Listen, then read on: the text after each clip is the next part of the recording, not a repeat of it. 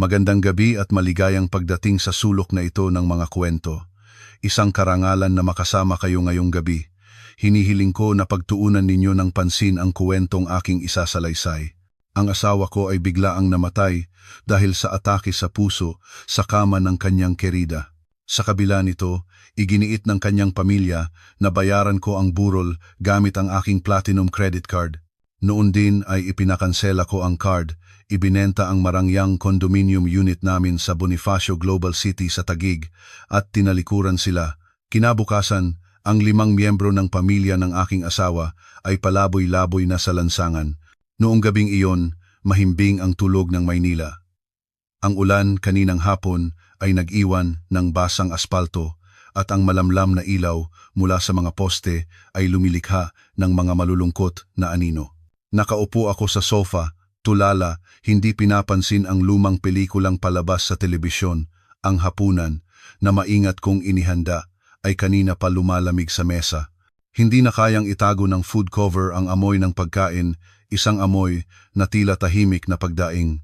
Ang asawa kong si Joey ay hindi na naman umuwi para sa hapunan. Isang simpleng tawag lang para sabihing mayroon siyang mahalagang meeting kasama ang isang kliyente. Isang dahilan na napakapamilyar na kaya't hindi ko na sinusubukan pang kuwestunin. Sa loob ng halos 1 taon, ang pagkain ng mag-isa sa loob ng 4 na sulok ng bahay na ito ay naging isang nakakatakot na normal na gawain. Huminga ako ng malalim at kinuha ang remote control para patayin ang telebisyon at matulog na. Sa sandaling iyon, ang matinis na tunog ng landline ay bumasag sa katahimikan ng gabi. Nagulat ako. Sino naman ang tatawag ng ganitong oras, lampas na ng hating gabi? Lahat ng kaibigan at pamilya ko ay mayroon ng cellphone number ko. Isang masamang kutob, isang hindi maipaliwanag na kaba ang nagsimulang lumaki sa loob ko. Nang sagutin ko, isang hindi pamilyar na boses ng lalaki, seryoso at matatag ang narinig ko. Excuse me, ito po ba ang tirahan ni Mr. Jose Joey Santos?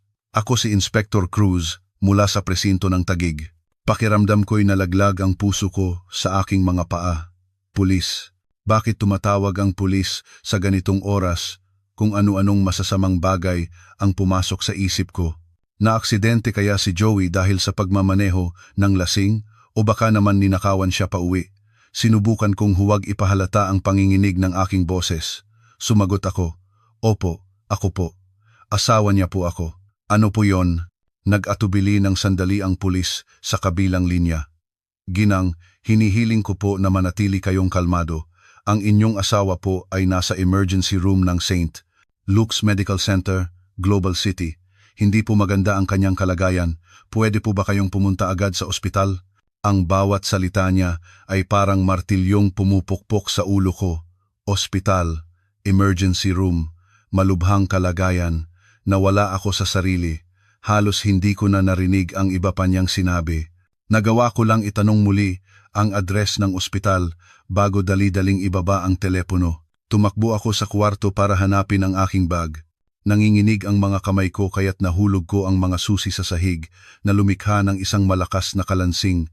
Walang oras para magpalit ng pajama. Nagsuot na lang ako ng manipis na jacket at tumakbo palabas ng kondo. Sa loob ng taxi na humaharurot sa mga kalsada ng gabi, ang tanawin ng Maynila ay tila kakaiba at malabo. Ang mga kumikinang na ilaw ng EDSA at ang mga naglalakihang billboard ay mga patak na lang ng kulay na walang kahulugan. Kinakabahan ako. Pinagdikit ko ang aking mga palad at taimtim na nagdasal na sana'y maayos lang si Joey, na sana'y walang masamang nangyari sa kanya. Siya ang asawa ko, ang lalaking mahal ko, at pinangakuan kong makakasama habang buhay. Kahit na nitong mga huling araw ay naging malamig siya at madalas umuwi ng gabi, inisip ko na dahil lang iyon sa stress sa trabaho. Siya pa rin ang haligi ng aming pamilya, ang lalaking mahal ko. Hindi ko kayang isipin ang buhay ko kung wala siya.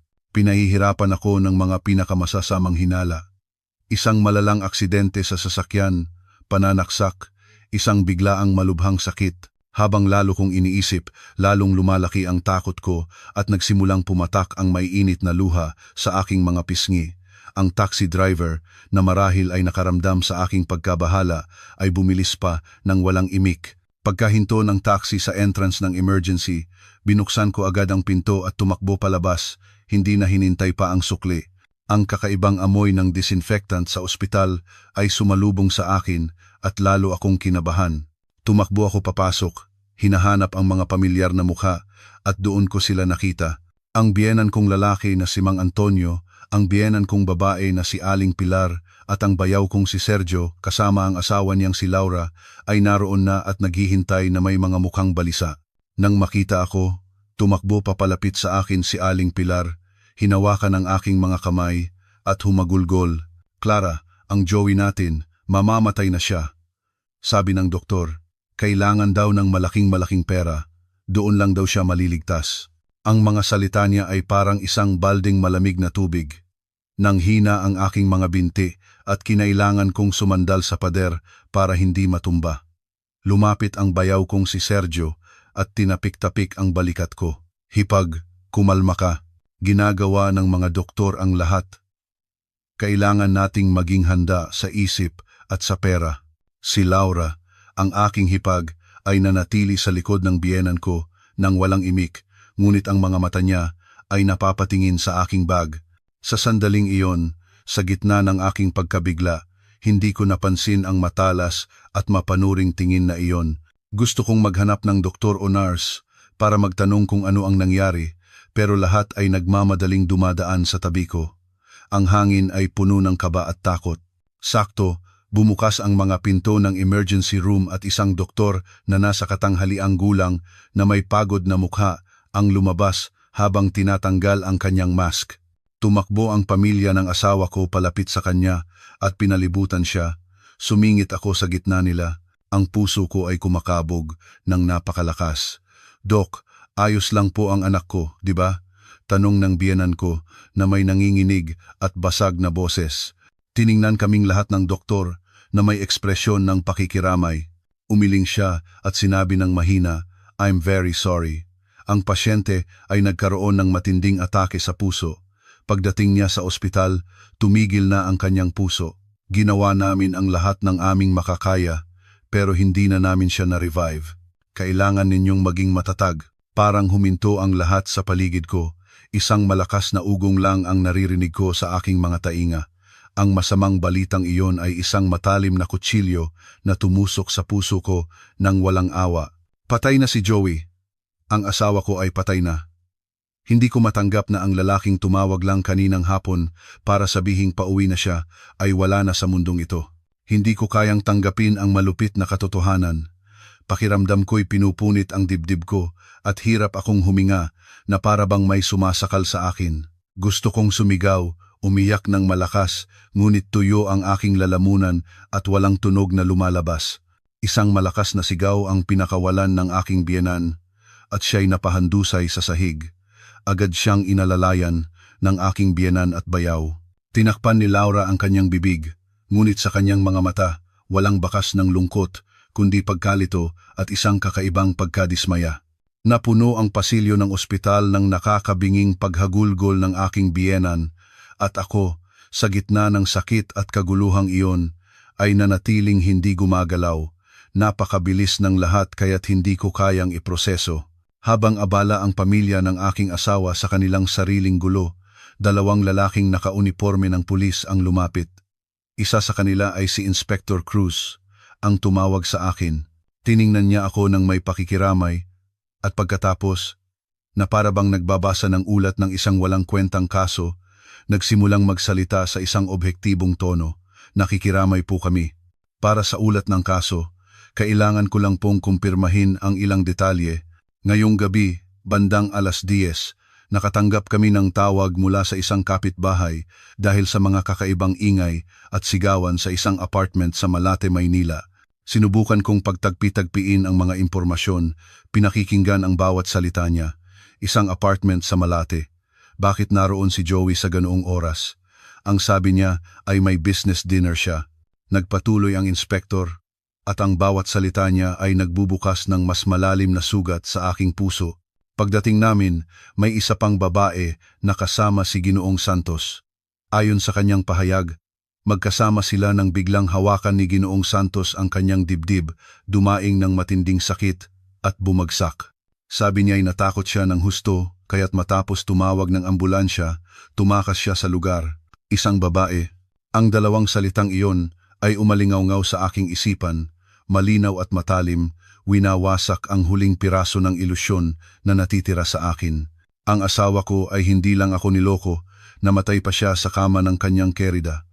Ang kakilakilabot na katotohanan ito ay mas masakit pa kaysa sa balita ng kanyang pagkamatay. Ito ay isang hindi matitiis na kahihiyan, isang pagtataksil na hindi mapapatawad. Natigilan din ang pamilya ng aking asawa. Ang mukha ng aking biyenan, na laging seryoso, ay nanigas, tumigil sa pag-iyak ang aking biyenan, itinaas ang kanyang ulo, tiningnan ang pulis, at pagkatapos ay tumingin sa akin. Ang kanyang tingin ay puno ng hinala. Nagkatinginan ang aking bayaw at ang kanyang asawa, at isang komplikadong ekspresyon ang dumaan sa kanilang mga mukha. Sa isang iglap, ang sakit ng pagkawala ng aking asawa ay naging pandidiri at galit. Ang tanga-tanga ko pala sa lahat ng panahong ito. Ako, na nasa bahay, naghahanda ng kanyang hapunan, nag-aalala sa kanyang kalusugan, naniniwala sa bawat salita niya. At habang ginagawa ko iyon, siya ay nagsasaya kasama ang ibang babae sa isang inuupahang apartment na marahil ay binayaran gamit ang perang akala ko'y pinaghirapan niyang kitain. Ang aking pag-ibig, ang aking sakripisyo, ang aking katapatan lahat ay naging isang katawa-tawang biro sa isang iglap. Naramdaman kong nanlamig ang aking dugo. Ang imahe ni Joey na nakahiga sa tabi ng ibang babae ay hindi maalis sa aking isipan at nasusuka ako. Hindi ako umiyak. Ang mga luha ay natuyo na, nag-iwan lamang ng isang malaking kawalan at isang mapait na pakiramdam ng pagtataksil. Nawala ang aking asawa, ngunit ang pinakamasaklap ay ang mapagtantong matagal ko na pala siyang nawala nang hindi ko alam. Ang lalaking minahal ko at pinagkatiwalaan ay matagal nang patay bago pa man tumigil ang pagtibok ng kanyang puso. Ang nakahiga sa morgue ay isang sinungaling, isang taksil. Bago ko pa man maiproseso ang sakit at kahihiyan, lumapit ang hipag kong si Laura. Ang boses niya ay mahina, ngunit ang kanyang mga salita ay tumusok sa aking tainga na parang mga tinik. Clara, I'm so sorry na ganito ang nangyari, pero hindi ka pwedeng magpadala sa lungkot. Alagaan mo ang sarili mo. Ngayon, ang pinakamahalaga ay mabigyan si Joey ng disenteng burol. Ang mga gastusin sa ospital at lahat ng iba pa ay hindi magiging mura. Pagkatapos ng pangungusap, mabilis siyang sumulyap sa bag ko. Sa loob niyon ay palagi kong dala ang platinum card na bigay ng mga magulang ko bilang parte ng aming kasal. Sa kanyang tingin, walang bahid ng pakikiramay, kundi pagmamadali at pagkalkula. Nanatili akong tahimik, habang ang puso ko'y lalong nanlalamig. Nang makitang hindi ako kumikibo, sumabat ang aking biyenan. Hindi na siya umiiyak at ang boses niya ay naging matinis. Oo, totoo yan. Si Joey ay asawa mo, bukod sa pagiging anak ko. Ngayong wala na siya, bilang asawa niya, responsibilidad mong bigyan siya ng burol na naaayon sa ating estado. Nasaan na yung credit card mo? Yung may limit na 25 million pesos. Gamitin mo yan para magkaroon ng marangal na pamamaalam ang anak ko, para mapanatili natin ang ating dangal. Hindi nagsalita ang biyenan kong lalaki, ngunit tumango siya. Tama ang nanay mo. Unahin muna natin si Joey. Mamaya na natin isipin ang iba. Idinagdag din ng bayaw ko ang kanyang parte. Ganoon nga, hipag. Sa ngayon, gipit kami sa bahay. Saan kami kukuha ng pera para sa burol? Ikaw ang asawa ni Joey, at ang yaman mo ay yaman din niya. Kung hindi ikaw, sino pa? Ang pamilyang lagi kong iginagalang at tinatawag na tay, nay, bayaw, hipag, ngayon ay nakapalibot sa akin. Ngunit hindi para damayan ako o ibahagi ang sakit, kundi para singilin ako ng pera. Ang kanilang anak, ang kanilang kapatid, ay kararating lang ng kamatayan, at bago pa man lumamig ang kanyang katawan, ang una nilang iniisip ay pera ang aking platinum card na may 25 milyong pisong limit. Sa sandaling iyon, malinaw kong nakita ang pagkukunwari, kasakiman, at kalupitan ng pamilyang ito. Para sa kanila, ako ay ang manok na nangingitlog ng ginto, isang kasangkapan para pagkunan ng pera. Lahat ng pagmamahal at pag-aaruga na ipinakita nila sa akin noon ay isang malaking kasinungalingan. Hindi sila nagluluksa sa pagkamatay ni Joey. Ang inaalala lang nila ay ang pagkawala ng kanilang pinagkukunan ng pera, ang anak kung saan sila nakikinabang sa kayamanan ng asawa nito. Ni hindi man lang nila tinanong kung bakit namatay si Joey sa bahay ng kirida niya. Ang sakit at kahihiyan ko ay wala silang pakialam. Ang tanging interes nila ay kung paano sila makakakuha ng pera mula sa akin kahit sa ganitong trahedya. Ito ay isang sampal ng katotohanan na napakalupit na nagpagising sa aking diwa. Tiningnan ko sila sa mata, isa-isa. Sa mukha ng aking biyenan, wala nang bakas ng sakit, kundi pag-uutos. Sa hipag ko, pagkainip, sa bayaw ko, pamimilit. At sa biyenan kong lalaki, kahit tahimik, ang tingin niya ay pagsang-ayon din, para silang isang kawan ng mga buwitre na naghihintay na lapain ang bangkay. Isang alon ng galit ang umusbong mula sa aking kalooban, mas malakas pa kaysa sa sakit. Ginising nila ang ibang tao sa loob ko. Isang taong hindi ko akalaing nag-exist malakas, desidido, at hindi matitinag. Huminga ako ng malalim. Ang malamig na hangin ng ospital ay hindi kayang apulahin ang apoy ng galit na nag-aalab sa aking dibdib. Itinaas ko ang aking ulo at tinitigan ang 4 na taong nakapaligid sa akin. Ang boses na lumabas sa aking bibig ay hindi na nanginginig sa lungkot. Ito ay malamig at matalas na kahit ako'y nagulat. Gastos sa burol, ang anak ninyo, ang kapatid ninyo, ay nagbigay kahihiyan sa pamilya sa pagkamatay niya kasama ng ibang babae at wala man lang sa inyo ang nagtanong kung ano ang nararamdaman ko. O para sa inyong lahat, mas mahalaga ang pera kaysa sa kahiyahiyang pagkamatay na ito? Ang mga salita ko ay parang isang balding malamig na tubig na ibinuhos sa kanila. Natigilan silang 4 na parabang hindi nila akalain na maglalakas loob akong magsalita ng ganoon. Anong sinasabi mo? Utal ng aking biyenan. Walang hiya ka, kararating lang ng kamatayan ng asawa mo. May sinabi ba akong kasinungalingan? Putol ko sa kanya, lalo pang itinaas ang aking boses. Ilang buwan nang walang dalang isang kusing ang anak ninyo sa bahay. Alam niyo ba kung saan napupunta ang lahat ng suweldo niya? Malamang sa pag-aalaga sa kanyang kerida at pagbabayad sa apartment kung saan sila nakatira. Tiningnan ko ng malalim ang mga mata ng aking mga biyenan at bayaw. Tama kayong lahat. Asawa niya ako at may responsibilidad ako. Ngunit ang responsibilidad ko ay hindi ang linisin ang kalat ng maruming buhay at pagtataksil ng asawa ko gamit ang pera ng aking mga magulang. Hindi siya namatay habang nagtatrabaho para sa pamilya, namatay siya sa paghahanap ng kaligayahan sa iba. Bakit ako ang kailangang magbayad para sa mga kahihinatnan nito? Natahimik sila. Tinitingnan nila ako na parang isang estranghero. Marahil hindi nila inakala na ang masunurin at pasensyosang manugang ay magre-rebelde ng ganito.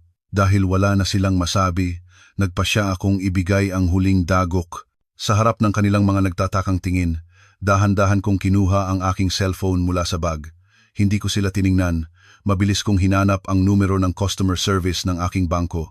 Ang dial tone ay umalingaw-ngaw ng nakakatakot sa tahimik na pasilyo. Customer service. How may I help you? Hello, sabi ko ng may malinaw at matatag na boses. Ako si Clara Garcia, may-ari ng Platinum Card Number. Gusto kong hilingin ang agaran at kabuuang pag-block ng aking card na may 25 million peso limit. Nakanganga ang hipag kong si Laura at nanlaki ang kanyang mga mata. Ang biyenan ko na nakabawi sa pagkabigla ay sumugod sa akin para agawin ang cellphone, sumisigaw, "Baliw ka ba? Anong ginagawa mo? Itigil mo yan." Umatras ako para iwasan ang kanyang kamay. Ang bayaw ko na namumula sa galit ay sumigaw din, "Hipag, anong kalokohan to? Alam mo ba ang ginagawa mo?" Itinaas ko ang isang kamay para patahimikin sila at nagpatuloy sa pakikipag-usap sa operator. Opo, kinukumpirma ko ang hiling. Ang dahilan ay panganib ng fraudulent use. Pakiproseso po agad. Pagkatapos lang matanggap ang kumpirmasyon mula sa bangko na matagumpay na na-freeze ang limit ng card, ibinaba ko ang telepono, itinaas ang tingin at tinitigan ng aking mga biyenan na ang mga mukha ay tuluyang nagbago sa isang iglap. Wala akong naramdamang kahit katiting na pagsisisi. Malapit nang sumabog ang kanilang galit, ngunit hindi na ako natatakot. Simula pa lang ito. Nang makitang hindi niya ako mapigilan, napaupo ang aking biyenan sa isang silya sa waiting area at nagsimulang hampasin ang kanyang mga hita habang sinusumpa ako. Diyos ko, anong ginawa namin para maranasan to? Anong kasalanan ng pamilya namin para ikaw ang maging manugang? Ahas ka, walang utang na loob. Isang araw palang patay ang asawa mo, tinatraidor mo na siya. Tao ka pa ba? Sigaw niya na nakakuha ng atensyon ng mga tao sa ospital. Pero ang kanyang mga salita ay hindi na ako nasasaktan. Tiningnan ko siya ng may halong awa at lamig. Nay. Tawag ko sa kanya sa huling pagkakataon na may nagyeyelong boses. Mula nang pumasok ako sa bahay na ito bilang manugang ninyo, may pagkukulang ba ako? Ni minsan ba'y hindi ko kayo ginalang o binigyan ng problema si Joey? At ano ang natanggap ko? Panloloko ng asawa ko at kasakiman ng buong pamilya ninyo. Wala akong utang sa bahay na ito. Diretso kong tiningnan ang aking biyenan at bayaw. At isa pa, para maging malinaw, ang condo unit sa BGC kung saan kami nakatira ay sarili kong pag-aari, regalo ng mga magulang ko bago ang kasal. Ang titulo ay nakapangalan lang sa akin, hindi ito conjugal property at wala itong kinalaman sa pamilyang Santos. Kaya huwag na huwag ninyong pangarapin. Ang bawat salita ko ay matatag at malinaw. Namutla si Laura nang marinig ang tungkol sa kondo. Tumigil sa pagsigaw ang biyenan ko, nakanganga. Ang biyenan kong si Mang Antonio na hanggang ngayon ay tahimik, ay nagsalita na rin sa wakas na may paos na boses. Balak mo ba kaming palayasin lahat sa kalye? Wala akong pinalalayas, sagot ko. Akin ang bahay na iyon at lahat ng desisyon tungkol doon ay sa akin. Tungkol naman sa bangkay ni Joey, sa tingin ko'y dapat asikasuhin iyon ng mga taong responsable sa kanyang pagkamatay at ng kanyang pamilya. Aalis na ako. Pagkasabi niyon, tumalikod ako at umalis nang hindi lumilingon. Sa likod ko, naririnig ko ang mga naghihisteryang sigaw ng aking biyenan, ang mga walang magawang mura ng aking bayaw at ang nakakabinging katahimikan ng aking biyenan. Paglabas ko ng ospital, huminga ako ng malalim. Pakiramdam ko'y walang laman pero kakaibang gumaan. Ang aking kasal ay nagwakas sa pinakamasaklap na paraan, ngunit sa parehong pagkakataon, pinalaya ako nito. Habang naglalakad sa isang tahimik na kalye, kinuha ko ang aking cellphone. Hindi ko tinawagan ang sinumang kamag-anak o kaibigan. Hinanap ko sa aking mga contact ang numero ng isang real estate agent na matagal ko nang kilala. Mr. Lopez, si Clara po ito, sabi ko nang may nakakagulat na kalmadong boses. Kailangan kong ibenta agad ang kondo sa BGC. Hindi gaanong importante ang presyo. Kahit medyo mababa sa market value, kailangan ko lang na maibenta ito sa lalong madaling panahon. Medyo nagulat siya sa kabilang linya dahil sa biglaan kong hiling. Ngunit bilang isang mahusay na propesyonal, agad niyang naintindihan ang sitwasyon. Naiintindihan ko, Clara. Ako na ang bahala. Bukas din, magpapadala ako ng tao para kumuha ng litrato at ilagay ito sa market. Salamat. Ibinalik ko ang tawag at pumara ng taxi pabalik sa lugar na dati kong tinatawag na tahanan. Ngunit alam kong hindi na ako magtatagal doon. Kailangan kong putulin ang lahat ng ugnayan sa pinakamabilis at pinakadesididong paraan. Nang bumukas ang pinto ng unit, isang nagyeyelong katahimikan ang sumalubong sa akin. Lahat ay eksakto kung paano ko iniwan. Ang malamig na hapunan ay nasa mesa pa rin, ang telebisyon ay naka-standby mode. Ngunit sa aking paningin, ang lugar na ito ay hindi na isang tahanan. Isa na lamang itong walang lamang sisidlan na puno ng mga pekeng alaala at pagtataksil. Hindi ako pumasok sa master's bedroom. Dumiretso ako sa home office na madalas gamitin ni Joey na sinasabing kailangan niyang mag-concentrate sa trabaho. Ang puso ko ay kumakabog ng malakas, hindi dahil sa kaba, kundi dahil sa poot. Ang kutob ng isang asawa na matagal kong sinubukang baliwalain ay ngayon ay gumagabay sa akin ng may malinaw na kaliwanagan. Binuksan ko ang mga drawer ng kanyang desk. Sa itaas ay may mga dokumento ng kontrata na maayos na nakaayos, ngunit hindi ako tumigil doon. Inabot ko ang kamay ko hanggang sa pinakailalim. Doon, sa isang itim na leather folder na halos hindi niya ginagalaw, ay may isang tumpok ng mga papel. Kinuha ko ito at inilagay sa ibabaw ng mesa. Ang una kong nakita ay isang lease contract. Ang address ng apartment ay eksakto sa binanggit ng inspektor ng pulis, isang unit sa Malate. Ang umuupa ay si Jose Santos. Ang tagal ng kontrata, 1 taon. At ang petsa ng pagsisimula, halos 1 taon na ang nakalipas. Binasa ko ng paulit-ulit ang petsa ng kontrata, sumasakit ang dibdib ko. Halos 1 taon, halos 1 taon na niya akong niloloko. Ang mga araw na sinasabi niyang may business trip siya sa ibang probinsya, ang mga gabing late siyang umuuwi dahil sa dinner with clients, lahat pala ay mga pagpunta sa kanyang ibang tahanan. Nanginginig ang aking mga kamay, binuklat ko ang susunod na pahina. Mayroong hindi mabilang na mga bill ng kuryente, tubig at internet para sa apartment na iyon. Sa gitna nito ay may mga resibo mula sa mga mamahaling hotel tuwing weekend kung kailan sinasabi niyang kailangan niyang puntahan ang mga kliyente sa malayo. Ngunit ang tuluyang dumurog sa akin ay nasa dulo, isang maliit na pulang kahon na gawa sa pelos. Sa loob, isang resibo ng pagbili mula sa isang sikat na alhasan, isang napakamahal na kwintas na may diamante. Ang petsa ng pagbili ay ilang buwan na ang nakalipas, sa araw ng aking kaarawan. Noong araw na iyon, sinabi niyang may biglaang business trip siya at nagpadala lang ng isang maikling text ng pagbati. Yun pala, abala siya sa pagbili ng regalo para sa kanyang kerida. At ang pinakamasakit sa lahat ay ang nakasulat sa paraan ng pagbabayad, supplementary family card sa pangalan ni Clara Garcia. Ginamit niya ang sarili kong pera, ang family card na ipinagkatiwala ko sa kanya para bumili ng regalo para sa ibang babae. Kumukulo ang dugo ko sa galit. Hindi ako umiyak o sumigaw. Nakaupo lang ako doon, nakatitig sa mga papel na iyon, ang hindi matututulang ebidensya ng kanyang pagtataksil. Ang sakit ay naging pagkasuklam. Maingat kong tinipon ang lahat at inilagay sa isang hiwalay na bag. Ito ang magiging sandata ko.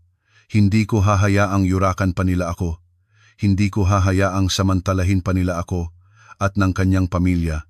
Masyado akong naging hangal. Oras na para iligtas ang aking sarili. Nakaupo ako sa sofa sa sala. Ang mga ebidensya ng pagtataksil ni Joey ay nakakalat sa mesa. Hindi ko alam kung gaano ako katagal na ganoon. Sa bintana, nagsisimula ng magliwanag. Ang isip ko ay blanko, ngunit kasabay nito ay napakalinaw. Habang pinaplano ko ang susunod kong hakbang, ang doorbell ay nagsimulang tumunog ng walang tigil, sinasabayan ng malalakas na kalabog at mga pamilyar na sigaw ng aking biyenan. Clara Garcia, bruha ka, buksan mo ang pinto ngayon din. Balak mo bang angkinin lahat ng ari-arian ng anak ko? Buksan mo to. Ang kanyang matinis na boses ay umalingaw-ngaw sa buong tahimik na espasyo.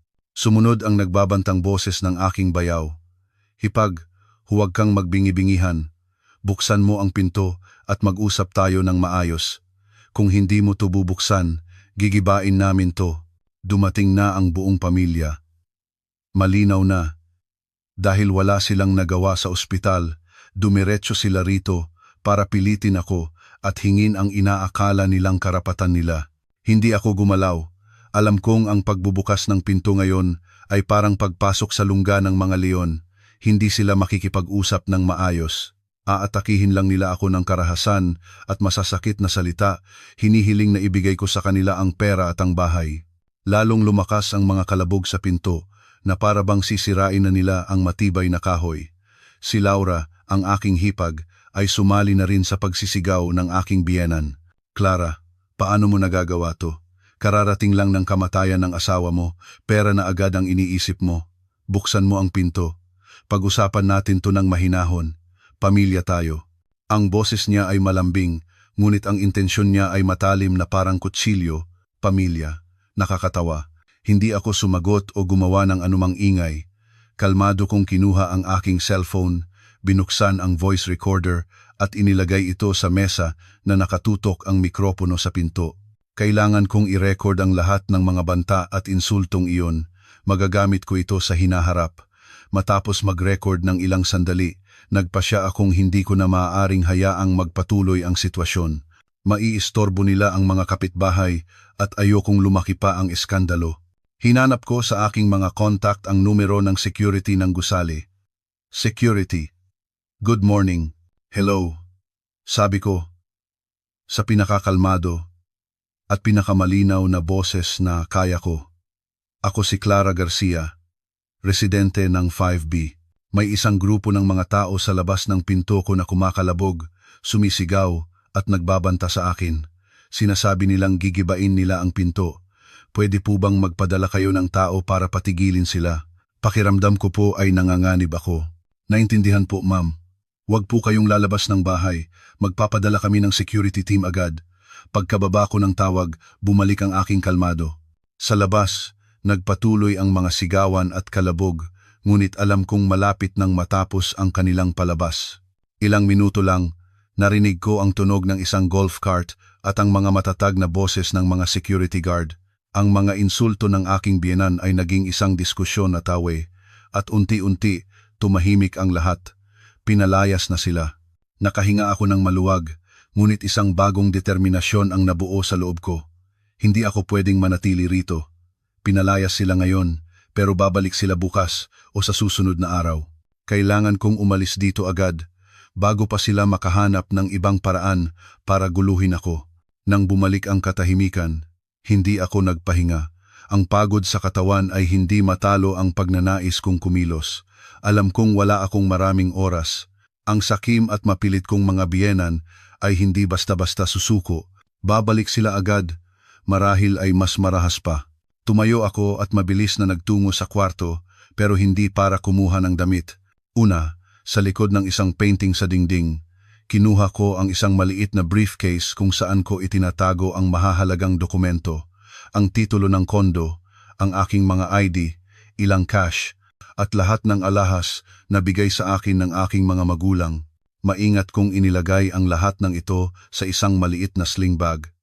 Sunod, kinuha ko ang bag na may ebidensya ng pagtataksil ni Joey, sinuri ito muli at inilagay sa isang maleta. Ito ang alas ko. Pagkatapos lang nito ako nagsimulang mag-impake ng ilang damit. Hindi ko sinubukang dalhin lahat. Pinili ko lang ang ilang mahahalagang damit at personal na gamit. Iniwan ko lahat ng binili ni Joey para sa akin, ang mga litrato ng kasal, ang mga alaala ng aming pagmamahalan. Ang pagtingin sa mga ito ay hindi na nagdudulot ng nostalgia, kundi isang mapanuyang ngiti. Lahat ay parte ng kasinungalingan na nilikha niya. Hila-hila ko ang dalawang malaking maleta. Pakiramdam ko'y magaan na parang balahibo. Sa totoo lang, ang ideya ng paghahanap ng bagong lugar ay hindi isang biglaang desisyon. Mga 6 na buwan na ang nakalipas dahil sa nararamdamang lumalaking distansya ni Joey, ang aking kutob bilang babae ay nag-udyok sa akin na tahimik na maghanda ng isang paraan para makatakas. Gamit ang sarili kong ipon, umupa ako ng isang maliit na studio unit sa ibang distrito, malayo dito. Nagsinungaling ako kay Joey, sinabing pansamantala ko itong ipinahiram sa isang kaibigang galing probinsya. Ang studio ay maliit, ngunit mahigpit ang seguridad, at ang pinakamahalaga, walang nakakaalam ng existence nito. Yun na ngayon ang aking ligtas na kanlungan. Malapit na ang hating gabi, nang tulog na ang buong kapitbahayan, umalis ako. Tumawag ako ng isang ride-hailing service at sinabihan ang driver na hintayin ako sa kanto, hindi sa mismong tapat ng lobby.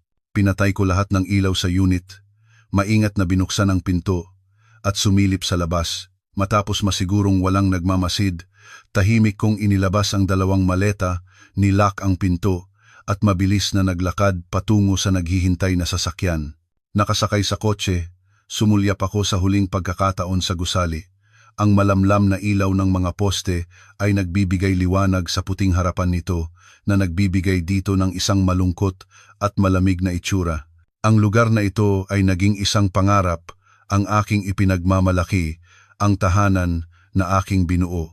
Ngunit ngayon, ito'y isa na lamang gintong hawla na kumulong sa aking murang kabataan. Sa paglayo, wala akong naramdamang lungkot, kundi isang malaking pakiramdam ng kalayaan. Paalam, nakaraan, paalam, katangahan ko. Dinala ako ng sasakyan patungo sa isang bagong kabanata ng aking buhay.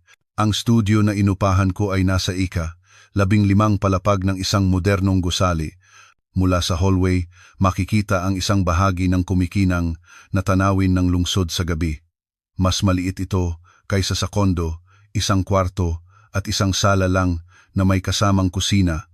Ngunit nang ipasok ko ang susi at buksan ang pinto, isang malinis at maaliwalas na espasyo ang bumungad sa akin. Alam kong ito ang aking tunay na ligtas na kanlungan, walang kasinungalingan o kasakiman. Noong gabing iyon, sa unang pagkakataon matapos ang kakila-kilabot na araw na iyon, naipikit ko ang aking mga mata kahit na nagpatuloy ang mga bangungot sa aking panaginip. Kinaumagahan, nagising ako sa sikat ng araw na pumapasok sa bintana. Hinila ko ang aking pagod na katawan, nagtimpla ng kape, at tulalang umupo sa mesa. Lahat ng nangyari sa mga nakaraang araw ay dumaan sa aking isipan na parang isang pelikulang naka-slow motion, buhay na buhay at masakit. Ngunit hindi ko hinayaan ang sarili kong bumagsak. Marami pa akong dapat gawin. Ang una ay tawagan muli ang real estate agent para pabilisin ang pagbebenta ng bahay. Sakto nang idadial ko na ang numero, tumunog ang doorbell. Kinabahan ako. Sila na kaya ang mga biyenan ko? Ganoon ba kabilis nila akong nahanap? Maingat akong lumapit sa pinto at sumilip sa peephole. Sa labas, hindi ang mga biyenan ko ang naroon. May isang babaeng bata, matangkad at napakagara manamit. Designer na damit, mamahaling bag, isang mukhang perpektong naka-makeup. Maganda siya, ngunit ang kanyang ekspresyon ay mayabang at mapanghamon. Hindi ko siya kilala, ngunit sinabi sa akin ng aking kutob na ang pagkikitang ito ay hindi isang pagkakataon. Huminga ako ng malalim at kalmadong inilagay ang security chain at bahagyang binuksan ang pinto. "Excuse me, sino po sila?" Tiningnan niya ako mula ulo hanggang paa na may mapanuyang ngiti sa labi. "Clara Garcia, tama. Ang asawa ni Joey." "Oo, ako nga." "Sino ka?" "Ang pangalan ko ay Monica. Ako ang girlfriend ni Joey." Sabi niya, nang walang anumang pag-aalinlangan o kasalanan, buong-buo ang kayabangan. Halos 1 taon na kami. Girlfriend. Naglakas loob siyang pumunta rito para ipakilala ang sarili bilang girlfriend ng aking asawa. Nagulat ako sa kanyang kapusukan, ngunit hindi ako nagalit.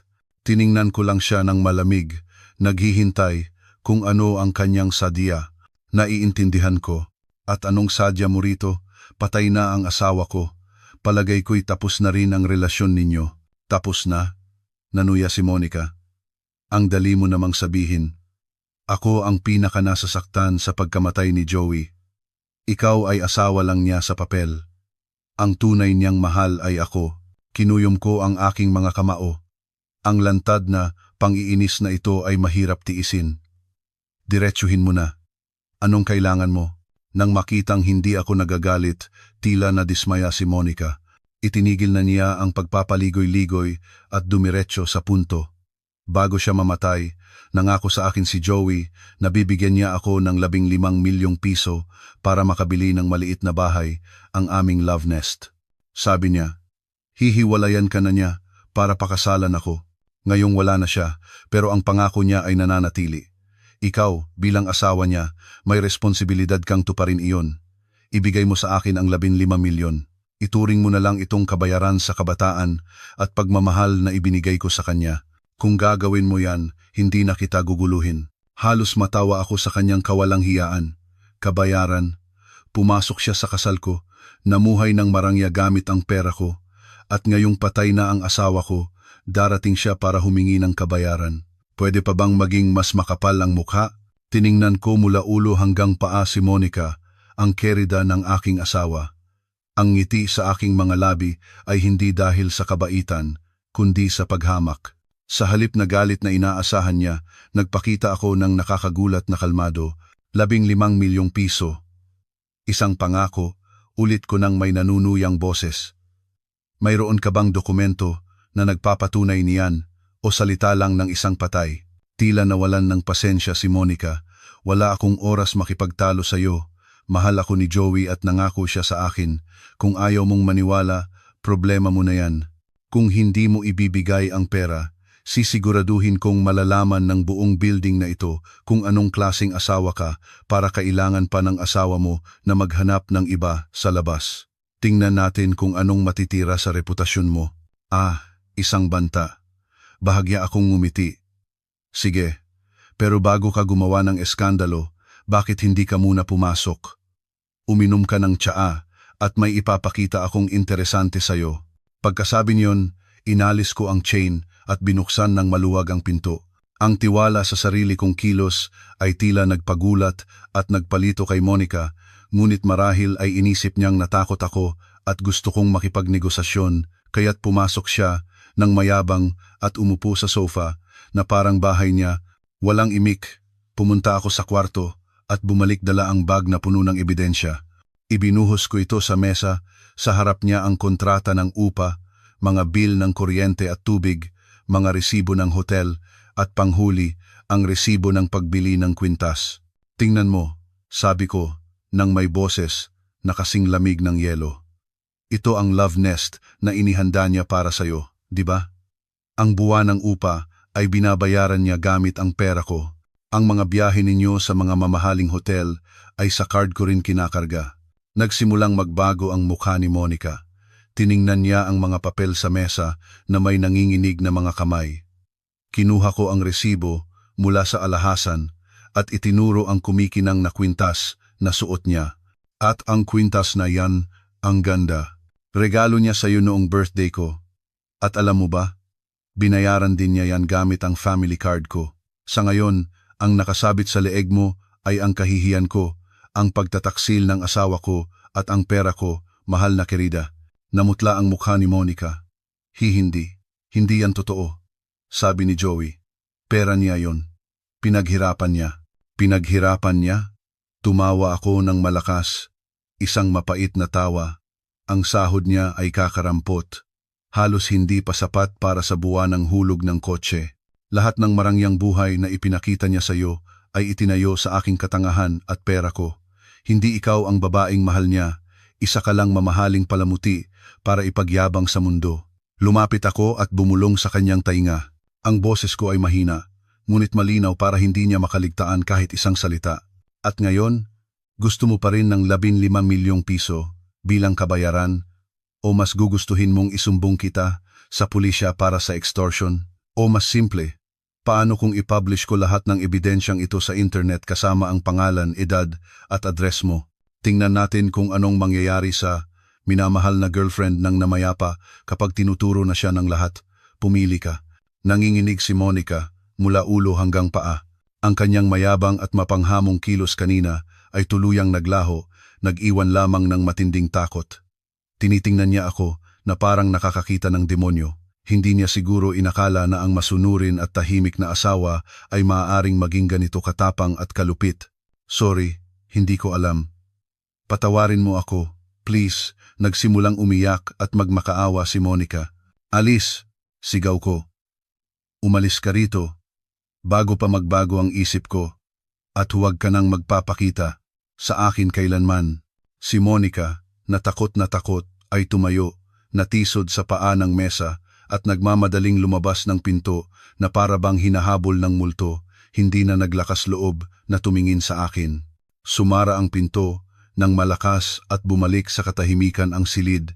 Napaupo ako sa silya, ramdam ang sobrang pagod. Nanalo ako sa unang laban, ngunit alam kong mahaba pa ang tatahakin ko. Matapos palayasin ang kerida ng aking asawa, nakaramdam ako ng bagong lakas, wala ng oras para sa sentimiento o kalungkutan. Tinawagan ko si Mr. Lopez, ang real estate agent. Ang boses ko ay matatag. Mr. Lopez, si Clara po ito. Kumusta ang pagbebenta ng kondo? Clara, tatawagan na sana kita. Ang boses ni Mr. Lopez sa kabilang linya ay masaya. Magandang balita. Inilagay ko ang ad kaninang umaga at pagsapit ng hapon, mayroon ng interesadong gustong tingnan ito. Isang batang mag-asawa, seryoso at may magandang financial capacity. Maganda ang kutob ko dito. Talaga? Natutuwa ako. Pakiasikaso po lahat para komportable silang makita ito. Iniwan ko ang mga susi sa concierge. Nagsalita ako ng mahinahon. Ayoko nang bumalik sa lugar na iyon. Ayokong harapin ang masasamang alaala o makasalubong ang aking mga biyenan. Naintindihan ko, tatawagan kita pagkatapos ng viewing. Huwag kang mag-alala. Ibinalik ko ang tawag, pakiramdam na mas gumaan. Ang pagtutuon ng pansin sa trabaho ay pumipigil sa akin na isipin ang nakaraan. Inilaan ko ang oras sa paglilinis at pag-aayos ng maliit na studio, ginagawa itong ganap na aking sariling espasyo. Gaya ng sinabi ni Mr. Lopez, tumawag siyang muli pagsapit ng hapon. Ang kanyang boses ay puno ng kagalakan. Clara, nagustuhan ng mga buyer ang unit. Napakaganda raw, perfect ang lokasyon, at nagustuhan nila ang mga basic na muebles na iniwan mo. At higit sa lahat, ang presyong inilagay mo ay napaka-reasonable kumpara sa market, kaya gusto na nilang mag-down payment agad. Bumilis ng kaunti ang tibok ng puso ko. Seryoso? Gusto na nilang mag-iwan ng earnest money? Oo, para masigurado. Gusto ka nilang makilala ng personal para pag-usapan ang mga detalye at ibigay sa iyo ang bayad. Sabihin mo kung kailan ka pwede. Siguro sa opisina namin ang pinakamagandang lugar. Ito mismo ang gusto ko. Isang mabilis na simula. Sige po, Mr. Lopez. Bukas ng alas 9 ng umaga, pupunta ako sa opisina ninyo. Perfect. Yan ang usapan. Kukontakin ko ulit ang mga buyer. Natapos ang usapan ng mas maganda kaysa sa inaasahan. Hawak ang cellphone. Tumingin ako sa bintana. Ang paglubog ng araw ay nagkukulay kahel sa langit ng Maynila.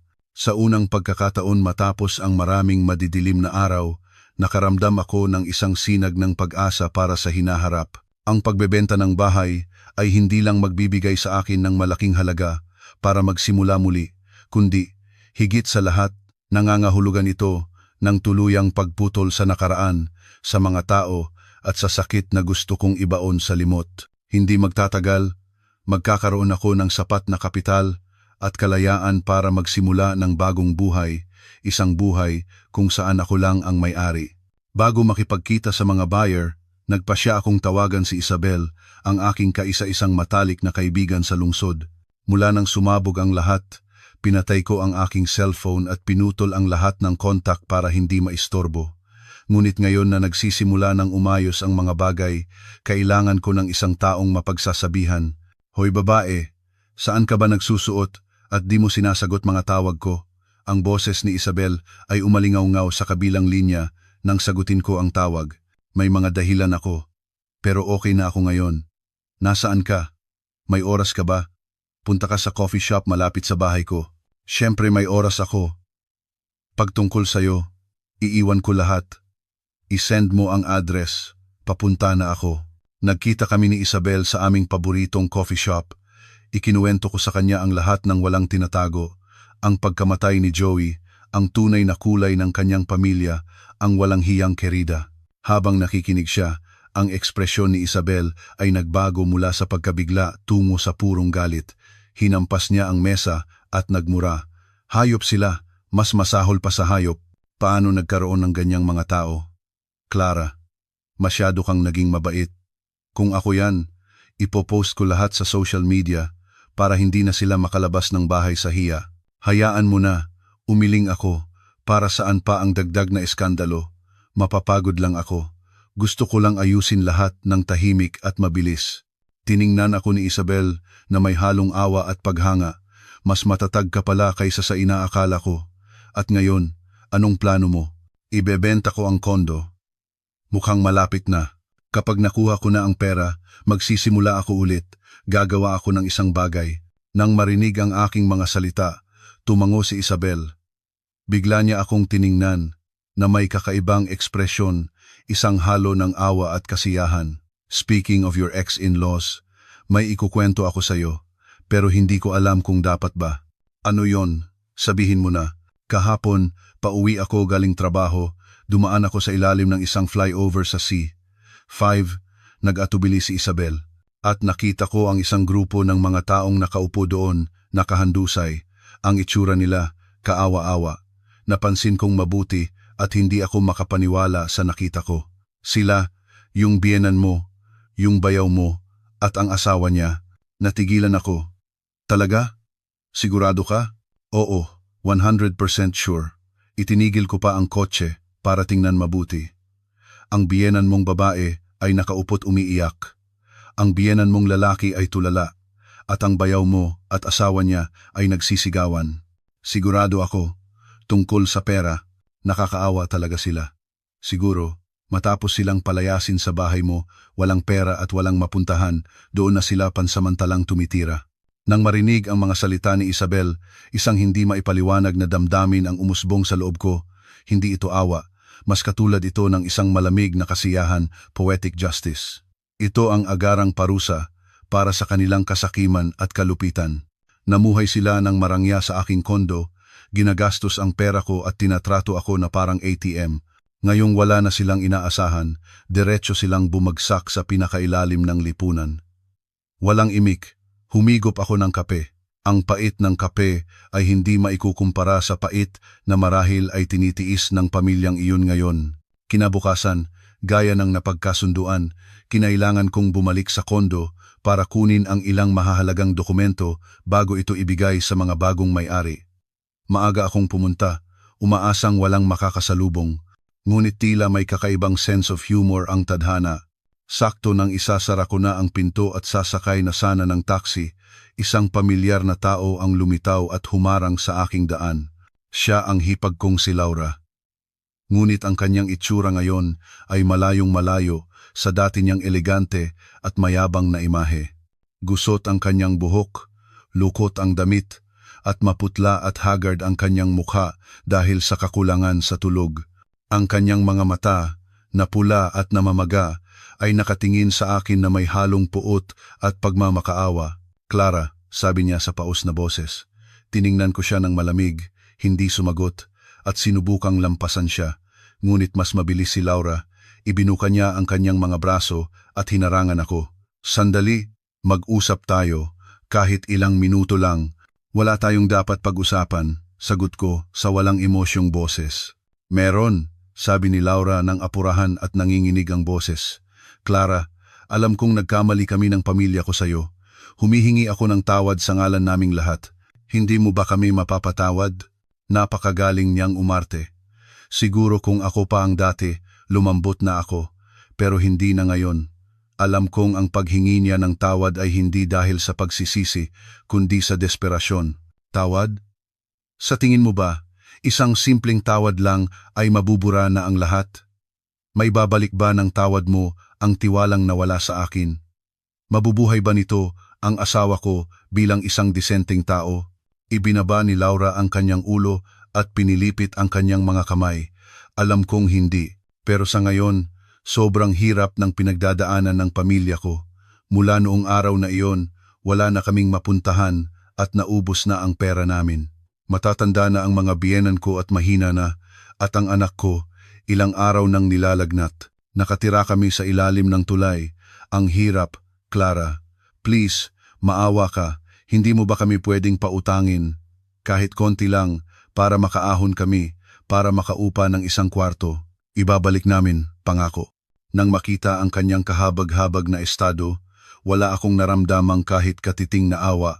Nakakatawa lang. Dating pinagsamahan, naisip ba nila ang dating pinagsamahan nang hingin nila sa akin ang pera para sa kahiya-hiyang burol ng asawa ko? Naisip ba nila iyon nang kalabugin nila ang pinto ko, insultuhin ako, at siraan? Diretso ko siyang tiningnan sa mata, at sinabi ng may boses na kasing lamig ng yelo, "Makinig ka, Laura. Walang ni isang sentimo ng pera ko ang mapupunta sa mga taong tulad ninyo. Ang paghihirap ninyo ngayon ay direktang resulta ng inyong mga ginawa. Tigilan nyo na yang pag-arte at pagpapaawa."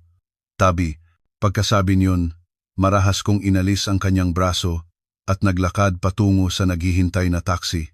Naiwan doon si Laura, tulala, na para bang hindi makapaniwala na kaya kong maging ganito kawalang puso. Sa likod ko, narinig ko siyang sumigaw na may boses na puno ng puot. "Clara Garcia, demonyo ka. May araw ka rin." Hindi ako lumingon. Ngumiti lang ako sa sarili ko. Parusa. Kayo ang dapat parusahan. Tapos na ang palabas. Pagpasok ko sa opisina ni Mr. Lopez, para akong nabunutan ng isang malaking tinik. Iniwan ko ang masamang engkwentro sa aking hipag at nag-focus sa aking layunin. Naroon na ang batang mag-asawa, naghihintay. Sila ay mababait, magagalang, at mukhang sabik na sabik. "Hi," sabi ng asawang lalaki, tumayo para makipagkamay sa akin na may ngiti. "Ako si Pablo, at ito ang asawa ko, si Sofia. Nagustuhan talaga namin ang unit mo." "Hello," sagot ko na may ngiti, isang ngiting pang negosyo, ngunit taos puso. Natutuwa ako na ang unit ay makahanap ng mabubuting bagong may-ari. Ginabayan kami ni Mr. Lopez sa meeting table. Nakahanda na ang lahat ng dokumento at kontrata. Ang proseso ay napakabilis at maayos. Hindi tumawad o naglagay ng anumang kondisyon sina Pablo at Sofia, nagtanong lang sila ng ilang detalye tungkol sa paglipat ng titulo at mga papeles. Ang kanilang palakaibigang ugali ay nagparamdam sa akin ng gaan ng loob. Matapos suriing mabuti ang mga probisyon ng kontrata, pumirma kami ni Pablo. Agad-agad, gaya ng ipinangako, inilipat ni Pablo ang 50% ng presyo ng bahay sa aking account. Ang tunog ng notification ng deposito sa aking cellphone ay hindi kailanman naging ganito katamis pakinggan. Hindi lang ito isang numero, ito ang aking tiket sa kalayaan, isang matibay na pundasyon para sa aking bagong kinabukasan. Maraming salamat. Inaasahan namin na mabilis matapos ang mga papeles para makalipat na kami sa aming bagong tahanan, sabi ni Sofia, masaya. Siyempre, makikipagtulungan ako kay Mr. Lopez para mapabilis ang lahat. Nagpaalam kami na may isa pang pagkamay. Hinatid ni Mr. Lopez ang mag-asawa sa pinto at pagbalik ay tinapik ako sa balikat na may kasiyahan sa mukha. Congratulations, Clara. Mabilis at malinis na bentahan. Kumita rin ako. Anong plano mo ngayon sa pera? Tumingin ako sa bintana, sa mga taong abala sa kalye. Hindi ko pa po alam, Mr. Lopez. Siguro, magpapahinga muna ako sa isang tahimik na lugar para ayusin ang aking mga plano at pagkatapos, tingnan natin. Magandang ideya yan. Marami kang pinagdaanan. Kailangan mo ng oras para maghilom. Tiningnan ako ni Mr. Lopez nang may pakikiramay. Paglabas ko ng opisina, naglakad-lakad ako sa mga kalye. May malaking halaga ako ng pera, ngunit wala akong naramdamang labis na kagalakan. Kakaiba ang katahimikan ng aking puso. Alam kong ito ay isang malaking pagbabago, ngunit alam ko rin na hindi kayang burahin ng pera ang lahat ng sugat sa kaluluwa. Nag-aalok lamang ito ng isang pagkakataon, isang pundasyon para bumangon at magpatuloy. Ang daan na tatahakin ko ay kailangan ko pang pagpasyahan at sa pagkakataong ito, hindi ko ibibigay sa sinuman ang kapangyarihang saktan ako. Akala ko, matapos ang engkwentro namin ni Laura, susuko na ang pamilya ng asawa ko. Nagkamali ako. Minaliit ko ang kanilang kakapalan ng mukha at pagiging mapilit. Ilang araw matapos pirmahan ang kontrata ng bentahan, habang pauwi ako mula sa grocery na may bitbit na mga supot, isang trahedya ang naghihintay sa akin sa lobby ng aking gusali. Ang 4 na miyembro ng pamilyang Santos ay nakaupo sa sahig, sa mismong pasukan. Mas kahabag-habag pa ang kanilang itsura kaysa sa inilarawan sa akin ni Isabel. Marumi at gusot ang damit, haggard ang mga mukha. Nang makita nila ako sa malayo, ang biyenan ko ang unang tumakbo papalapit sa akin. Ngunit sa pagkakataong ito, hindi niya ako ininsulto. Bigla siyang lumuhod sa aking paanan, kumapit sa aking pantalon gamit ang 2 kamay at humagulgol. "Clara, anak ko, nagkamali ako. Maraming beses akong nagkamali. Patawarin mo ako. Please, tingnan mo ang pamilya namin. Nakatira kami sa kalye, namamalimos. Maawa ka, please. Iligtas mo kami." Ang kanyang pag-arte ay nakakuha ng atensyon ng lahat ng dumadaan. Nagsimula akong makarinig ng mga bulungan. Lumapit din ang aking biyenan na paika-ika, yumuko, at sinabi sa nanginginig na boses, "Oo, Clara, wala akong masabi. Pero kahit para na lang sa alaala ng yumaong si Joey, bigyan mo kami ng pagkakataong mabuhay." Hindi nagpahuli ang bayaw ko at si Laura. Pareho silang lumuhod sa tabi ng aking biyenan, umiiyak at nagdadalamhati sa kanilang paghihirap at sa kanilang may sakit na anak. Inilalarawan nila ang perpektong dula ng isang kaawa-awang pamilya na malupit na inabandona ng kanilang mayamang manugang pagkatapos mismo ng pagkamatay ng asawa nito. Ang mga tao sa paligid, na hindi alam ang kuwento ay nagsimulang tumingin sa akin na may mga matang mapanghusga. Ang ganda ng suot ng babaeng yan. Paano niya nagagawang tratuhin ng ganyan ang kanyang mga biyenan? Walang utang na loob. Namatay ang asawa niya. Pinalayas niya ang mga biyenan. Kawawa naman yung mga matatanda. Ang mga salitang iyon ay tumutusok sa aking balat na parang mga karayom, ngunit hindi na ako ang dating Clara na mahina at madaling manipulahin. Alam kong ginagamit nila ang opinyon ng publiko para pilitin ako. Kung magagalit ako, ipapakita ko lang na ako ang masamang taong sinasabi nila. Kalmado. Ibinaba ko ang mga supot sa sahig. Hindi ko sinubukang itayo sila o makipagtalo. Tiningnan ko lang sila ng malamig at pagkatapos ay hinarap ang mga tao sa paligid, itinaas ang aking boses. Hindi gaanong malakas, ngunit sapat para marinig ng lahat. Mga Ginoo at ginang, alam ko po kung ano ang iniisip ninyo, ngunit sa mga usaping pampamilya, hindi dapat pakinggan ang isang panig lamang. Nagsalita ako ng mahinahon.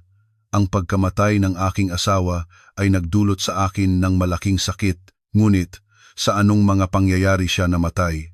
Iyan ay isang bagay na alam ng aking mga biyenan, bayaw at hipag na naririto. Niloko niya ang kanyang asawa sa loob ng halos 1 taon. Inalagaan niya ang ibang babae gamit ang pera ng kanyang asawa at namatay siya sa kama mismo ng keridang iyon. Kahit na ako ang kanyang biyuda, wala akong obligasyong bayaran ang mga utang ng kanyang pagtataksil gamit ang yaman ng aking mga magulang. Nang marinig ang aking mga salita, natigilan ang mga tao at nagsimulang tingnan ang aking mga biyenan sa ibang paraan. Nang makitang hindi na gumagana ang kanilang pagpapaawa, agad na nagbago ang ugali ng aking biyenan. Tumayo siya, itinuro ako, at ininsulto. Ikaw, paano mo nagagawang siraan ang anak ko? Patay na siya. Akala mo ba'y pwede mo nang sabihin ang gusto mo? Bastos, kinuha mo lahat ng yaman niya at ngayon sinisiraan mo pa ang kanyang karangalan. Tingnan ninyo, ganito siyang klaseng manugang. Kinuha niya ang pera at bahay namin at pinalayas kami sa kalye. Ang dula ay umabot na sa kasukdulan. Sumisigaw sila at naninira. Sinusubukang gawin akong salarin sa mata ng lahat. Sa kabila ng mabilis na pagbabago ng ugali ng aking biyenan at suporta ng kanyang buong pamilya, hindi ako natinag. Kinakain ako ng galit, ngunit ang aking isip ay nakakagulat na malamig. Alam kong walang saysay ang pakikipagtalo sa mga taong ito. Hindi nila aaminin ang kanilang mga pagkakamali. Patuloy nila akong yuyurakan para makuha ang kanilang gusto. Oras na para tapusin ang lahat. Umatras ako para iwasan ang kanyang daliring nakaturo. Kalmado kong kinuha ang aking cellphone. Ang bayaw ko, na akala'y tatawag ako sa aking pamilya, ay nanuya, tawag ka. Kahit sino pa ang tawagan mo, wala kang mapapala. Nasa amin ang katwiran. Hinampas niya ang kanyang dibdib. Ngunit hindi ako tumawag sa mga kaibigan o kamag-anak. Isang kilalang numero ang aking tinawagan. 112. Police. What's your emergency? Inilagay ko ang cellphone sa aking tainga at nagsalita ng malakas at malinaw para marinig ng aking mga biyenan at ng lahat ng tao sa paligid. Hello, ako si Clara Garcia. Nakatira po ako sa apartments. Sa ngayon po, sa lobby ng aking gusali, isang grupo ng mga tao ang nanggugulo sa akin, sumisigaw, naninira at humihingi ng pera sa ilalim ng banta. Sila po ang pamilya ng aking yumaong asawa. Nararamdaman ko pong nanganganib ang aking kaligtasan. Pakiusap po, pumunta kayo para ayusin ang sitwasyon. Natigilan ang pamilyang Santos. Tumigil sa pagsigaw ang aking biyenan at tiningnan ako nang nanlalaki ang mga mata, hindi makapaniwala. Hindi niya inakala na maglalakas loob akong tumawag ng pulis. Namutla ang mga mukha ng aking bayaw at ni Laura at tahimik na umatras ang aking biyenan. Nang makitang lumalala ang sitwasyon, sinubukan ng ilang kapitbahay na mamagitan. Ineng, tama na, yan, ang mga usaping pampamilya, pribado dapat inaayos. Pag tumawag ka ng pulis, lalo lang lalala. Tiningnan ko sila at sinabi ng matatag, salamat po sa payo. Ngunit hindi na po ito usaping pampamilya. Ito po ay public disturbance at extortion. Kung hindi ko po ito lalagyan ng hangganan, patuloy nila akong guguluhin at ang buong gusali. Mga 10 minuto lang, Dumating ang 2 pulis. Nang makita ang mga uniforme, lalong natakot ang aking mga biyenan. Sinubukan ng aking biyenan na mag-eksena sa pag-iyak, ngunit pinigilan siya ng isang pulis nang may mahigpit na boses. Tumahimik kayo. Lahat ng sangkot sa presinto magpaliwanag. Hindi ito lugar para gumawa ng iskandalo. Mabilis kong ipinaliwanag sa mga pulis na mula nang mamatay ang aking asawa, palagi nila akong ginugulo at binabantaan. Binanggit ko rin na mayroon akong mga recorded na ebidensya ng kanilang mga banta sa dati kong tirahan. Sa huli, inutusan ng mga pulis ang lahat ng miyembro ng pamilyang Santos na sumama sa presinto para magbigay ng pahayag at pumirma ng isang restraining order na nagbabawal sa kanila na guluhin ako muli. Habang dinadala sila, lumingon ang aking biyenan at tinapunan ako ng masamang tingin, bumubulong ng mga sumpa, ngunit wala na akong pakialam. Alam kong mula ngayon, hindi na nila guguluhin ang aking buhay. Ang huling tali ng puot na nag-uugnay sa amin ay tuluyan ng naputol. Kinuha ko ang aking mga supot at umakyat sa aking unit. Pakiramdam ko'y gumaan, na parabang naalis ang isang malaking bato na matagal nang dumadagan sa akin. Ilang linggo ang lumipas, natapos ang mga papeles para sa pagbebenta ng kondo at natanggap ko ang natitirang 50% ng bayad.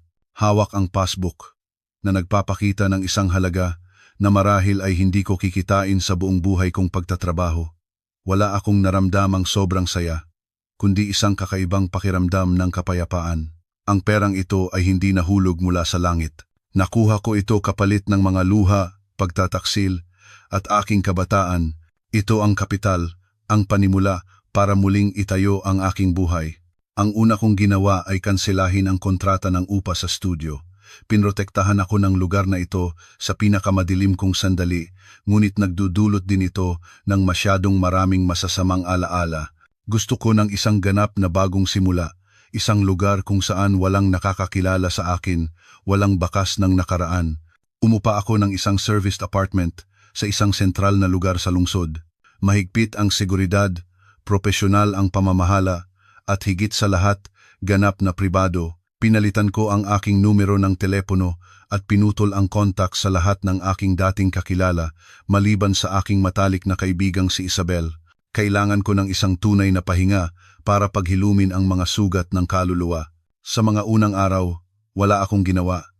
Pinayagan ko ang aking sarili na maging tamad, mabuhay ng walang iskedyul. Natutulog ako kapag pagod, kumakain kapag gutom.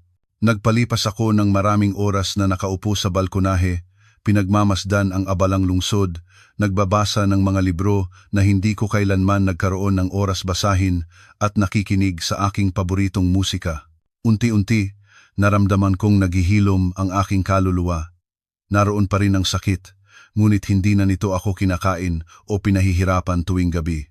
Isang hapon, habang naglalakad sa isang tahimik na eskinita, napadaan ako sa harap ng isang flower shop. Hindi malaki ang tindahan, ngunit kaakit-akit ang pagkakaayos, puno ng mga sariwang bulaklak ng lahat ng kulay. Ang malambot at dalisay na amoy ng mga bulaklak na lumulutang sa hangin ay biglang nagpagaan sa aking puso. Naalala ko ang isang pangarap noong bata pa ako. Lagi kong gustong magkaroon ng sarili kong flower shop, mabuhay araw-araw na napapaligiran ng bango at ganda ng mga bulaklak. Ang pangarap na iyon ay nabaon sa ilalim ng mga alalahanin ng kasal at pang-araw-araw na buhay. Ngunit ngayon, na may sapat na paraan at kalayaan, ano pa ang pumipigil sa akin na tuparin ito? Isang ideya ang pumuno sa aking isipan. Ito ang gusto kong gawin. Ayokong mabuhay ng walang ginagawa, ginagastos lang ang perang mayroon ako. Gusto kong magtrabaho, lumikha ng halaga, makahanap ng saya at kahulugan sa isang bagay na mahal ko. Ang desisyon ay halos agaran. Magbubukas ako ng isang flower shop, iyon ang magiging bago kong simula. Isang simula na mabango at makulay, tulad ng mga bulaklak ng seresa. Ang panahon ay lumipad, at isang taon ang lumipas sa isang iglap. Ngayon, ako ang may-ari ng isang maliit at kaakit-akit na flower shop na tinatawag na Serenidad, na matatagpuan sa isang hindi gaanong maingay, ngunit laging maraming taong kalye. Ang pangalan ay parang isang deklarasyon ng buhay na hinahanap ko. Ang negosyo ay mas maganda kaysa sa inaasahan ko. Hindi lang ako nagbebenta ng bulaklak, kundi nag-aasikaso rin ako ng dekorasyon para sa maliliit na event at mga flower arrangement para sa mga opisina at coffee shop. Gumigising ako sa madaling araw para mamili ng mga bulaklak, gumagawa ng magagandang bouquet gamit ang sarili kong mga kamay at nakikipag-usap sa mga customer. Mahirap ang trabaho, ngunit palagi nitong pinaparamdam sa akin na masaya ako at puno ng buhay. Nabubuhay araw-araw sa gitna ng bango ng mga bulaklak. Nakikita ang mga ngiti ng kasiyahan ng aking mga kliyente. Naramdaman kong may tunay na kahulugan ang aking buhay. Hindi na ako ang babaeng nalulumbay at malungkot dahil sa nakaraan. Natuto akong mag-makeup ng bahagya, magsuot ng masayahin at eleganting damit. Ang ngiti ay palaging nasa aking mukha. Kung makikita ako ngayon ng aking mga dating kaibigan, marahil ay hindi nila ako makikilala. Sa sarili kong pagsisikap, natagpuan ko ang kalayaan, kasarinlan at kagalakan sa buhay. Sa aking mga regular na customer, may isang espesyal na lalaki. Ang pangalan niya ay Daniel, isang arkitekto na ilang taon na mas matanda sa akin. Ang unang beses na pumunta siya sa tindahan ay para bumili ng isang orchid para sa kaarawan ng kanyang ina. Hindi siya gaanong kapansin-pansin, ngunit naglalabas siya ng isang kalmado at init na umakit sa akin. Mahinahon siyang magsalita, magalang, at higit sa lahat, mayroon siyang napakabait na mga mata. Pagkatapos noon, nagsimula siyang pumunta sa tindahan halos linggo-linggo, minsan para bumili ng isang maliit na bouquet para sa kanyang desk, minsan para lang dumaan at makipag-usap sa akin ng ilang minuto. Nag-uusap kami tungkol sa lahat, mga uri ng bulaklak, mga hilig sa panitikan, sa buhay. Habang lalo kaming nag-uusap, lalo kong napagtanto na si Daniel ay isang malalim, tapat at napakasensitibong tao. Hindi niya kailanman tinanong ang aking nakaraan, ngunit sa pamamagitan ng aming mga pag-uusap, naramdaman kong naiintindihan niya ang aking pinagdaanan. Palagi niya akong pinaparamdam na ligtas at iginagalang.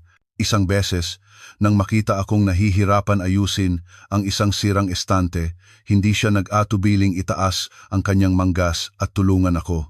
Ang pawis ay tumutulo sa kanyang noo, ngunit palaging may ngiti sa kanyang mga labi. Isang linggo ng hapon, nang tahimik ang tindahan, dumating si Daniel. Ngunit noong araw na iyon, hindi siya bumili ng bulaklak. Tahimik siyang umupo sa isang maliit na upuan sa isang sulok, pinagmamasdan akong magtrabaho. Nang matapos ko ang huling bouquet, sa wakas ay nagsalita siya. Ang kanyang boses ay malalim at mainit. "Clara, may sasabihin ako sa iyo." Itinaas ko ang aking tingin. Ang paraan ng pagtingin niya sa akin ay iba. May kaunting kaba, ngunit mayroon ding napakatinding katapatan. "Ano yun? Baka medyo maaga pa, pero ang nararamdaman ko para sa iyo ay totoo. Pagkasama kita, palagi akong payapa. Ikaw ay malakas, independent, at isang kahanga-hangang tao. Gusto kong bumuo ng isang kinabukasan kasama mo, isang kinabukasan kung saan kaya kitang pasayahin at protektahan. Bibigyan mo ba ako ng pagkakataon?" Ang kanyang pag-amin ay hindi magarbo o ensayado, ngunit malakas nitong yumanig ang aking puso. Pagkatapos ng napakatagal na panahon, naramdaman kong tunay na pinahahalagahan at minamahal ako ng isang lalaki. Ang mga luha ay biglang tumulo mula sa aking mga mata, ngunit ito ay mga luha ng kaligayahan. Ilang araw matapos ang pag-amin ni Daniel, habang nagde-deliver ako ng mga bulaklak, nagkataong nakasalubong ko ang isang dating kapitbahay mula sa dati kong kondo. Agad niya akong nakilala at masayang binati. Matapos ang ilang sandaling kamustahan, bigla niyang hininaan ang kanyang boses at tiningnan ako ng may awa. "Hija, kahit sandali lang, pamilya mo pa rin sila. May balita ka ba sa mga dati mong biyenan?" Umiling ako. Wala akong naramdamang kahit katiting na emosyon. "Hindi po. Matagal na po kaming walang kontak." Bumuntong hininga ang kapitbahay at, na para bang hindi mapigilan, nagsimulang magkuwento, isang tunay na trahedya. Hindi natutulog ang Diyos. Mula nang umalis ka, gumuho ang buhay nila. Ang biyenan mo raw, si Mang Antonio, sobrang dinamdam ang lahat kaya na stroke. Ngayon, nakahiga na lang sa kama at halos hindi na makapagsalita. Ang biyenan mo namang si Aling Pilar, nakikita raw na naglalako ng kung ano-ano at minsan namamalimos sa palengke. Huminto siya at umiling, pero ang pinakamatindi ay yung sa bayaw mo at asawa niya. Naging tamad daw at nalulong sa sugal, naubos lahat ng pera. Si Laura, hindi na nakatiis, hiniwalayan siya at umuwi sa mga magulang niya kasama ang anak nila. Ngayon, sabi nila, ang bayaw mo nabubuhay sa pamumulot ng mga itinapong gulay sa palengke at baka raw kailangan ng tumigil sa pag-aaral ng anak niya dahil wala na silang pera. Karma talaga. Matapos marinig ang kanyang kuwento, mahina lang akong nagpasalamat at nagpaalam. Sa aking puso, walang kasiyahan o kagalakan, ngunit wala ring awa, walang kibo ako. Inani lang nila ang kanilang itinanim. Ang sarili nilang kasakiman at kalupitan ang sumira sa kanilang mga buhay. Wala na akong naramdamang galit. Ang buhay ko ay nasa isang bagong kabanata na mas maliwanag at mas maganda. Ang pagkamuhi sa kanila ay dudungisan lamang ang aking kaluluwa. Nang hapong iyon, sinundo ako ni Daniel pagkatapos kong isara ang flower shop. Magkasama kaming naglakad sa Luneta Park. Ang hangin ay sariwa at ang mga ilaw ng lungsod ay kumikinang na parang mahika. Hinawakan ni Daniel ang aking kamay ng mahigpit. Napag-isipan mo na ba ang alok ko? Huminto ako at diretsong tumingin sa kanyang mga matang puno ng init at tiwala. Ngumiti ako, isang maningning at buong ngiti, at sinabi, oo, tinatanggap ko. Hindi ko na kailangan ng isang marangyang kasal o mga walang lamang pangako. Kailangan ko lang ng isang lalaking tulad ni Daniel na mamahalin ako kung sino ako, na igagalang ang aking kasarinlan at handang bumuo kasama ko ng isang simpleng ngunit masayang kinabukasan. May panahon na inakala kong ang buhay ko ay lumubog na sa kadiliman, ngunit hindi pala. Nang magsara ang isang pinto, isa pang mas maliwanag na pinto ang bumukas. Natutunan ko ang isang malalim na aral. Bilang isang babae, hindi ka dapat kailanman umasa o sumandal ng buo sa sinuman. Kapag matatag ka sa iyong sarili, kapag nakatayo ka sa sarili mong mga paa, doon mo lang matatagpuan ang tunay na kaligayahan at lilikha ng buhay na iyong pinapangarap. Ang aking kinabukasan ay nasa aking mga kamay na ngayon, at alam kong ito ay magiging kasing ningning ng aking mga bulaklak. Maraming salamat sa pakikinig sa kwentong ito hanggang sa huli. Magandang gabi at maligayang pagdating sa sulok na ito ng mga